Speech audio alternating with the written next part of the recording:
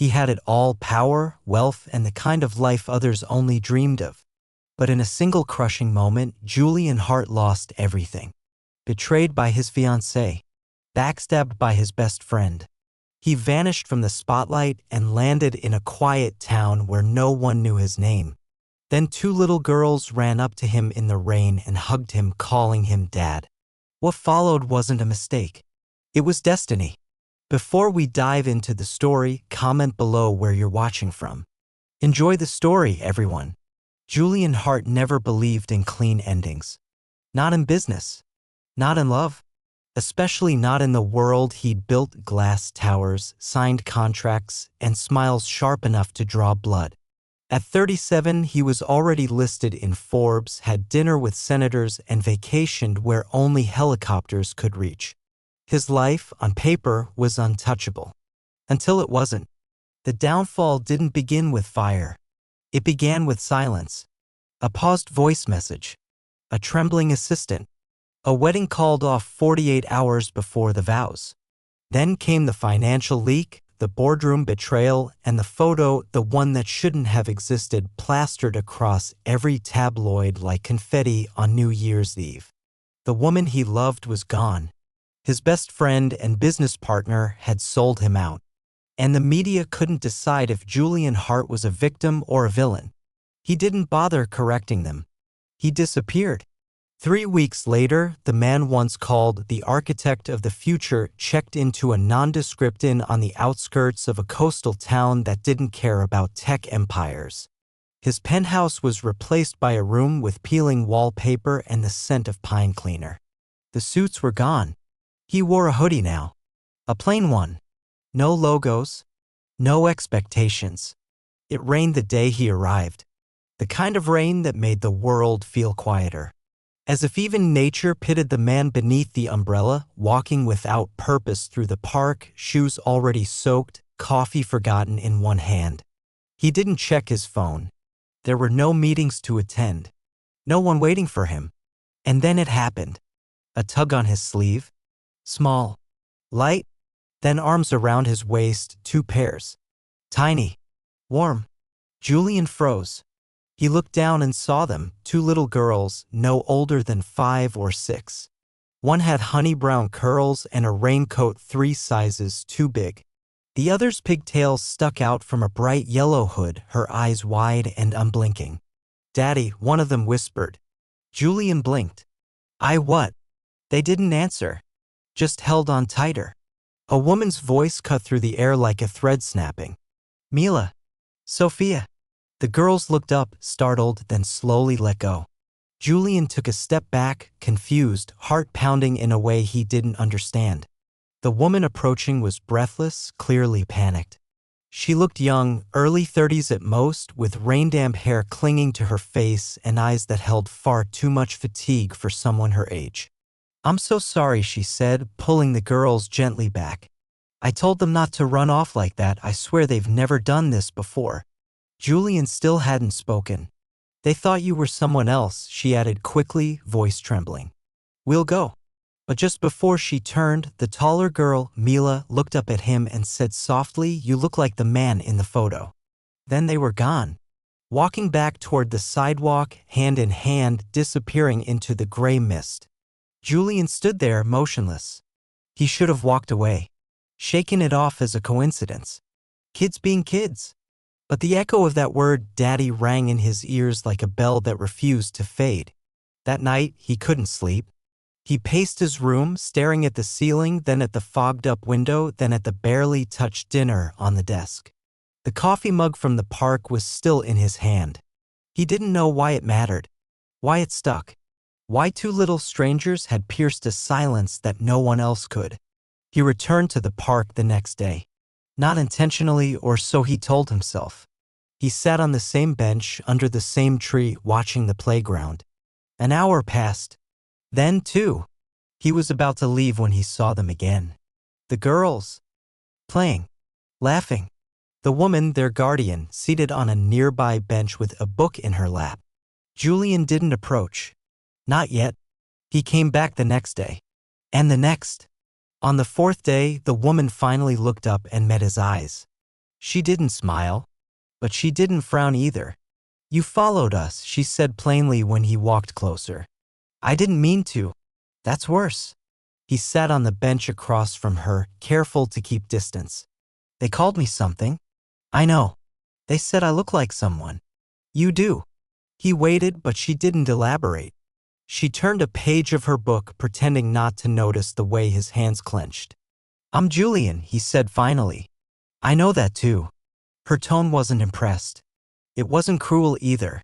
Just tired. I saw your face in a magazine once, she added. Didn't think I'd see it again in our park? Julian didn't know what he was hoping for. A confession? An apology? A chance to pretend this was normal? Who are you? He asked. She closed the book. My name is Lena. I'm not their mother, but I'm the only one left who's willing to raise them. He stared at her. Then who was? Her name was Elise. She died 9 months ago. Cancer. She was my best friend. The girls ran in circles nearby, their laughter a strange contrast to the heaviness between them. They don't know who their father is, Lena said. Not really. Elise never told them. Just that he was someone important. Someone who wouldn't come. Julian's breath caught. She left a photo, Lena continued, of the two of them together. One night, one summer, before the world got complicated. He swallowed hard. And that photo, she kept it hidden. The girls found it last week. They saw your face. And they looked for you. Silence stretched between them. I didn't know, he said, more to himself than to her. I didn't know, sheesh. I believe you, Lena said quietly. But they don't. Not yet. All they know is you were in the photo and they missed you without understanding why. Julian looked away. Rain began to fall again, softer this time, like the sky was unsure of itself. I don't expect anything from you, Lena added. They don't need saving. They have me. But when he looked back at her, his voice was lower. What if I need them? She blinked, caught off guard. He stood slowly, the bench creaking beneath him. I'll come back tomorrow, he said. If it's okay. Lena didn't nod, didn't smile, but she didn't say no. If you're still here, you're amazing. Hit like if you love true stories, it helps us keep going. Julian returned the next day earlier than he meant to, though he wouldn't admit that out loud. The air was crisper, less damp, and the sky had traded its gray for a pale, uncertain blue. He bought 2 small cartons of apple juice on the way and tucked them under his coat, unsure if that made him look generous or pathetic. The girls were already at the park when he arrived. This time, they didn't run up to him. Instead, they spotted him from the swings and simply waved, small hands, cautious eyes. He waved back. That was enough. For now. Lena sat on the same bench, her posture relaxed but her gaze sharp. She didn't read today. Instead, she watched him approach with the wary silence of someone who had spent years learning whom not to trust. I brought juice, Julian said, holding it up like a peace offering. Lena quirked an eyebrow. Not bribery if it's organic, right? He smiled faintly and sat, placing the juice between them on the bench. For a while, they watched the girls together. Sophia chased Mila in looping circles, both of them laughing so hard they could barely breathe. Something in their joy made Julian's throat tighten. You really didn't know, Lena said after a while, her voice softer. No, he answered. I remembered Elise. I remember that summer. But I never knew. She never told me. She almost did, Lena said, I still on the children. She wrote letters. Tore them up. Once she even searched your name online, hovered over the send message button for hours. But then you became too big. Too far away. And she shrank. Julian's jaw tightened. I didn't even know she was sick. She didn't want anyone to see her like that. Not even me sometimes. Why did she keep the photo? Lena finally looked at him. Because for one night, she felt like someone's first choice. The words landed like stones in his chest. I didn't leave her, he said, almost defensive. It wasn't like that. She never said you did. That silenced him. The girls wandered over then, cheeks flushed from the cold. Mila pointed at the juice and asked, Is that for us? Julian nodded and handed them the cartons. They accepted them like it was a sacred offering and sat cross-legged on the grass, sipping in silence. "Do you live here?" Sophia asked without looking up. "Not really," Julian replied. "I'm just staying nearby." "Do you have toys?" Mila chimed in. Julian hesitated. "No, but I could get some." Sophia leaned toward her sister. "He's funny." "Funny how?" "He doesn't sound like a dad." Julian chuckled despite himself. "I haven't practiced much." The girls seemed satisfied with that answer. When they ran off again, Lena said, "They're trying. In their own way." "So am I." "I can see that," she said. Then added, "You're not what I expected." "Disappointed?" "Undecided." They shared a quiet smile, not trust, not yet, but something beginning to thaw. The following days blurred together in a rhythm Julian hadn't known he craved. He stopped wearing his watch. He drank coffee slowly. He learned that Mila liked to hum while drawing and Sophia liked to climb things she wasn't supposed to. He brought them picture books and tiny gloves with fuzzy stars on the palms. Lena kept her distance at first, but by the end of the week, she started offering him a second cup of coffee when he sat beside her. On the 6th morning, he found them at the edge of the park, standing beside a small tree stump, arguing about whether fairies lived under it. Sophia said yes. Mila was skeptical. Julian knelt beside them and said maybe they live under the roots, where it's warmer. Both girls stared at him, then nodded solemnly. A truce had been struck. Later, while they built tiny twig fences around the stump, Julian asked Lena, "What happens next?" She didn't answer right away. "I don't mean legally," he added. "I mean with them. With you. With this." "I don't know," she said honestly. "They're happy mostly. But they miss her. Sometimes Mila calls out in her sleep. Sometimes Sophia stares at the window for hours waiting for someone. I'm not their mother. I'm trying. But I can't replace what they lost." "No one can," Julian said. "But maybe you can fill a corner of it," she replied, not looking at him. That night, Julian stood in his motel room staring at the photo he hadn't looked at in years. Elisa's smile, captured mid-laugh, hair tangled by the wind, hadn't changed. He wondered what she would think of this. Of him. Of the way he'd fallen so far, only to land in a place she had once called home. The next day, Lena met him at the bench with a small envelope. "She wrote this," she said. "A few weeks before she passed. I wasn't sure when to give it to you." Julian took the letter, his hands suddenly unsure. "She wasn't angry with you," Lena added. "She just didn't know how to let go of what might have been." When he opened it that night, Elisa's handwriting hit him harder than he expected. "Julian, if you're reading this, I'm probably gone. I'm sorry for that. We only had one night, but it stayed with me. I never told you what came after, and maybe that was cowardly. But I chose to raise them with love, not longing. I didn't want you to be an obligation. I just want you to know they're good girls.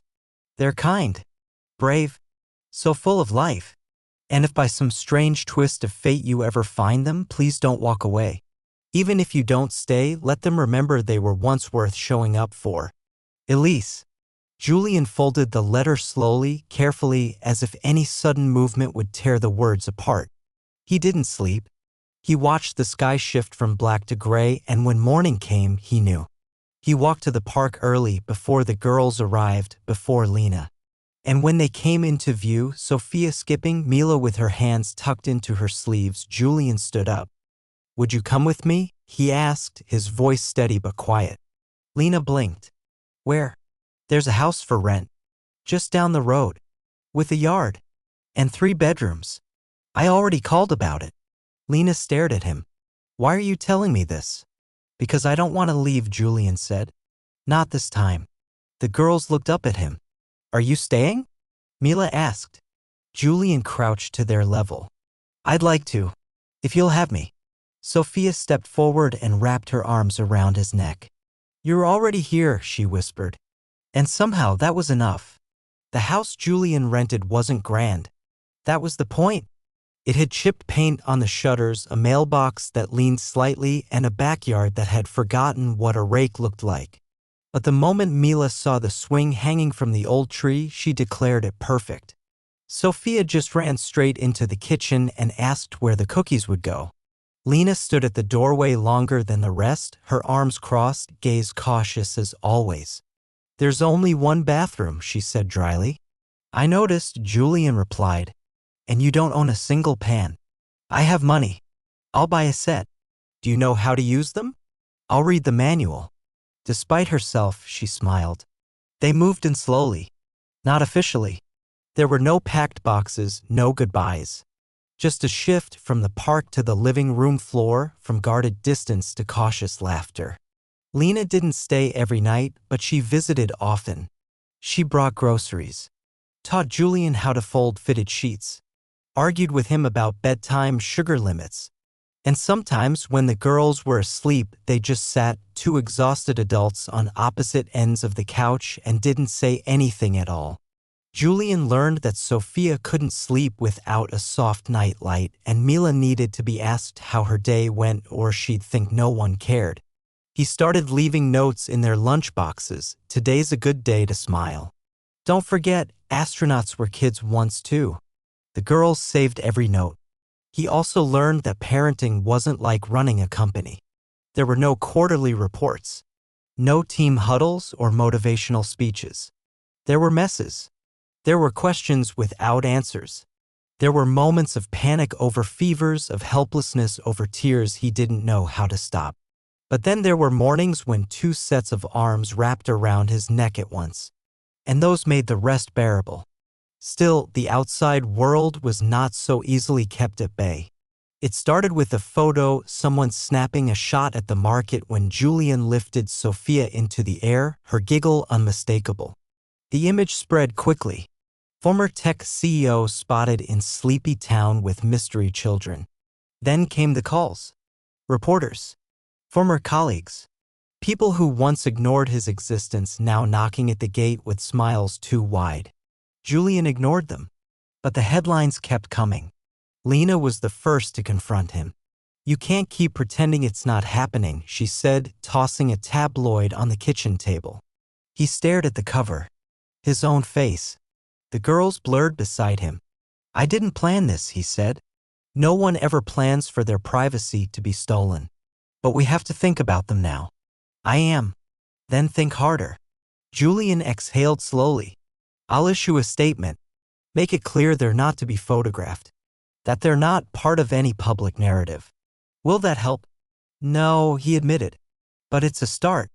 That night, he sat in the living room, the girls asleep upstairs, the glow of the fireplace flickering across the floor. Lena stood in the doorway, arms crossed, expression unreadable.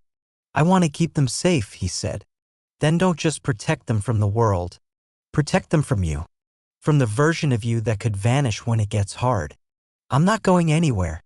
Lena studied him. "Don't make promises you can't keep." "I won't." The next day, he called a press conference, small, controlled. No questions, no grandstanding. Just one man in a borrowed blazer speaking from a podium outside a rented home. "I will not discuss the private lives of two little girls who've already lost more than they should have," he said. "They are not stories to be sold.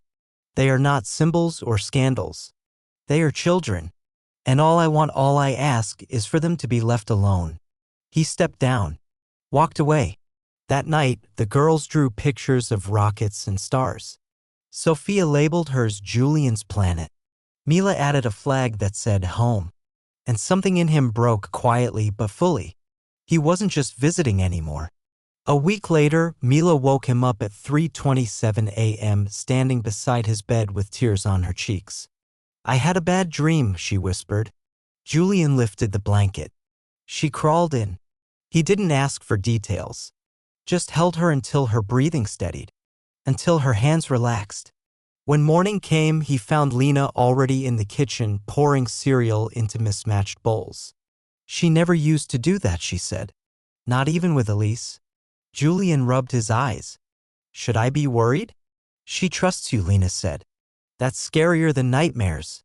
Later that afternoon, Mila asked him, "Were you famous?" He paused. "Some people thought so." "Why?" "I built things. Like Legos. Not as cool." She giggled and climbed onto his lap. Can you build us a treehouse? Julian grinned. Now that I can do. And they did, not in a tree, but in the corner of the yard with old blankets and cardboard and enough glitter glue to coat a city block. Sophia made signs. Mila wrote rules. Julian provided snacks and power tools. Lena just shook her head. If this collapses on them, you're paying for therapy. I'll build that too. He thought she would roll her eyes. Instead, she smiled. That evening, as the girls chased fireflies in the backyard, Lena stepped beside him. They're happier, she said. So am I. But this can't be temporary. It's not. Then what's next? Julian looked out at the girls, their feet bare, their laughter loud. I want to be their father. Fully. Legally. Not just the man who showed up in a photo. Lena turned to him slowly. Are you ready for that? I don't know, he said. But I want to be.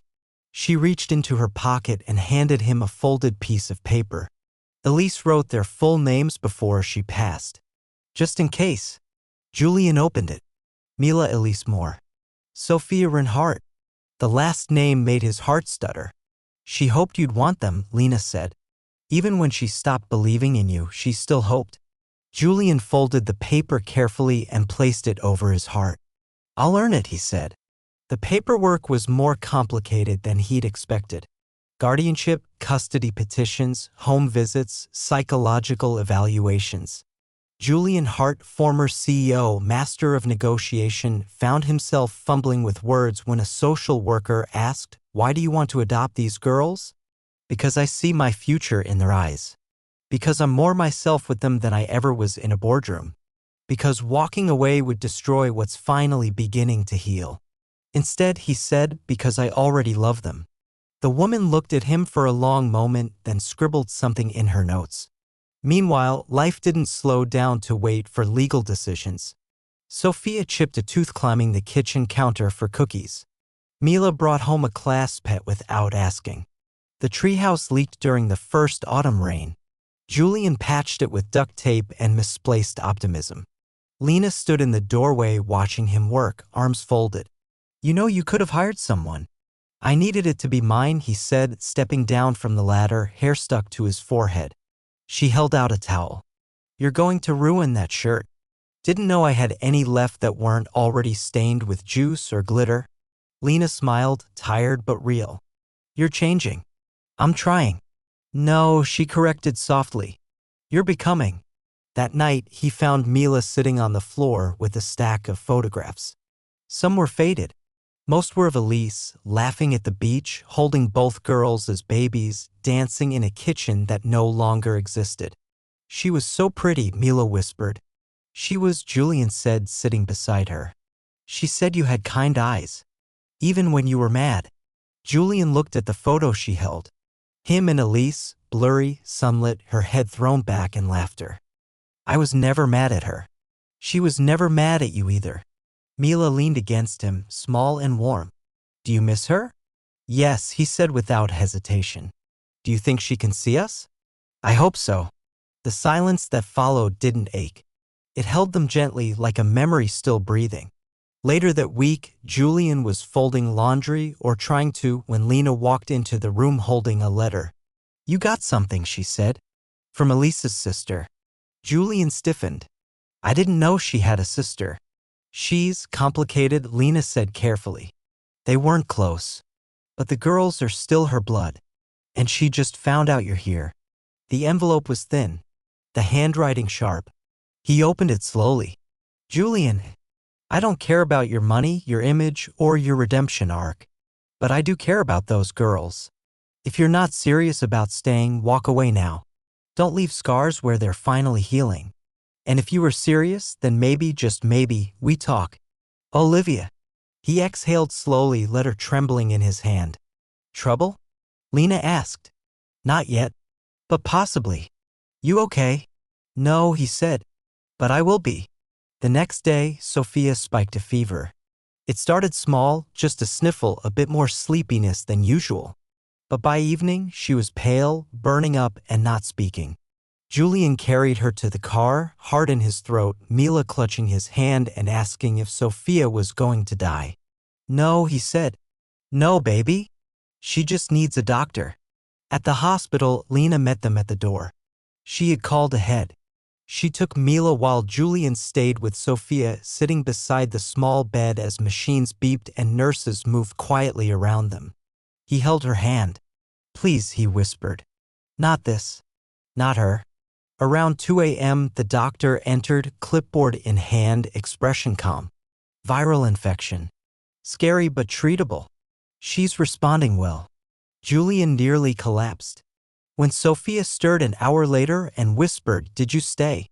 he kissed her forehead and said, "I'll always stay." They spent the night in the hospital room. Mila curled up beside her sister in the cot, Julian on the plastic chair. Lena brought him a coffee at dawn and sat on the floor with her back to the wall. You didn't run, she said quietly. I'm done running. She nodded. Outside, the morning light bled through the clouds, quiet, soft, hopeful. 2 weeks later, Julian stood in front of a judge, Lena by his side, the girls sitting on the bench in matching dresses, clutching paper flowers they'd made the night before. The room was plain.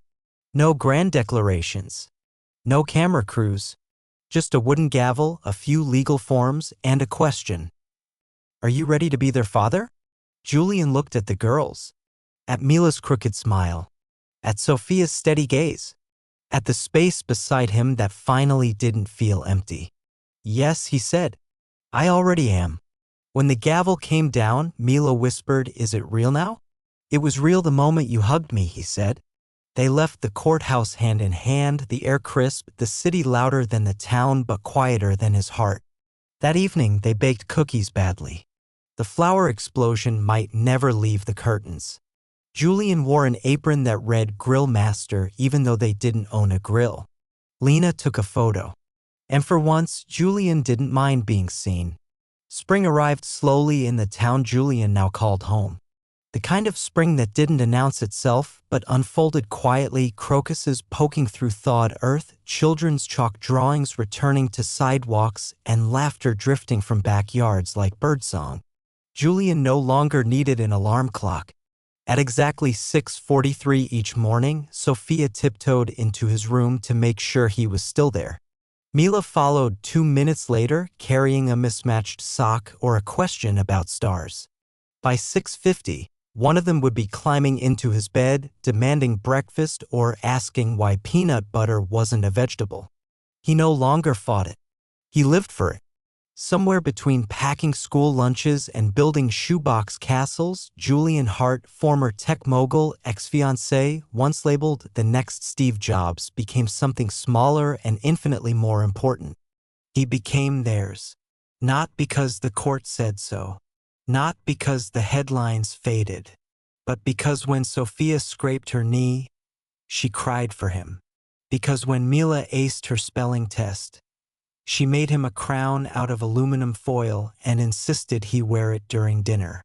And because Lena no longer hovered like a shadow waiting for him to fail, she had begun leaving her books on the coffee table, a spare cardigan on the armchair, a toothbrush in the bathroom drawer. She never called it moving in. Julian never asked her to. But one evening, after the girls had fallen asleep mid-game on the floor, Lena brought him tea, sat beside him and whispered, You look less haunted. I feel less haunted, he replied. She didn't press her shoulder to his, but she didn't move away either. They existed in that tender middle.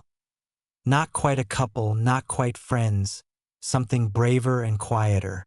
The kind of connection born from doing the hard things together and surviving without applause. One Saturday morning, Mila found an old photo in the back of a drawer.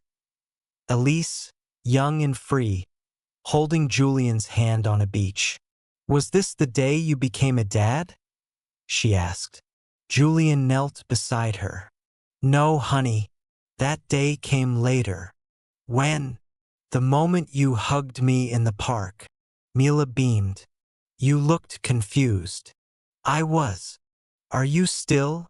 He thought about that, about all the things he still didn't know, about how often he still feared breaking something sacred just by breathing wrong. "A little," he said, "but now I know what matters." That afternoon, they planted a tree in the backyard. A gift from the neighbors. Julian dug the hole. Mila dropped in a small toy to keep the roots company. Sophia packed in the soil with her bare hands. When it was done, they stepped back. "What kind is it?" Sophia asked. "An oak," Julian said. "It'll take years to grow. Why not get one that's already tall? Because the ones that grow slow," he glanced at them, "last longer." Lena stood on the porch watching them. Later that night, after dinner, after dishes, after pajamas and bedtime stories and flashlight giggles, Julian sat alone in the quiet. The photo of Elise still sat on the bookshelf, beside one of the girl's crooked clay sculptures. He didn't touch it. He didn't need to. Her memory lived everywhere. In the way Sophia tilted her head when thinking, in the fierceness of Mila's hugs, in the quiet patience Lena showed when the world got too loud. He picked up the last of the paperwork from the table: name changes, school records, updated family registration. Mila Elise Hart, Sophia Wren Hart, Julian Andrew Hart, father. He exhaled and leaned back, letting the stillness settle around him. The next morning, he woke up to chaos. Cereal spilled on the counter. One girl wearing 2 different shoes, the other drawing on her arm with a marker that wasn't washable. He didn't panic. He joined in. At school drop-off, Mila waved from the door and yelled, "Love you." He blinked, stunned. It was the first time she'd said it without prompting. Lena reached across the center console and squeezed his hand. "You okay?" He nodded, voice thick. "I think I'm finally home." They drove in silence for a moment. Then Sophia leaned forward from the back seat and said, "Can we get a dog?" Julian looked at Lena. She raised an eyebrow. "Your call, Dad." He smiled. "I'll build it a house," he said.